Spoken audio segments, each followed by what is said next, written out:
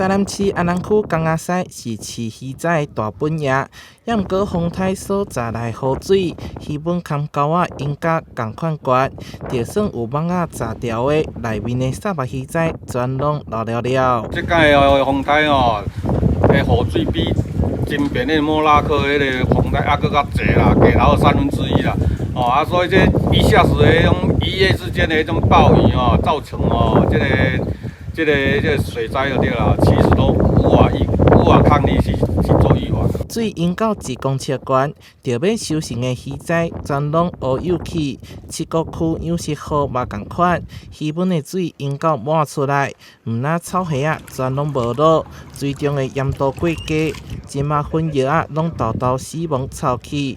那现在我要等我水整个抽完之后，才会知道现在状况到底是怎样。可是像以前下这么多的雨的话，之后蛤蟆就是会开始慢慢的开始死亡。区公所来勘查的时，无法度随有法度迄种灾情互你看，并无法度过关，所以我讲看会当讲会让全面免勘互过安尼，毋免得互遮渔民伊要重建伊的稳啊。过程中都爱处理这个代志。渔业署特别联合勘灾，表示会全品项现金补助，只要伫10天内向区公所提出申请就会当。也毋过中秋节特别来到，海产的介绍恐惊会起一波。但是新闻所在采访报道。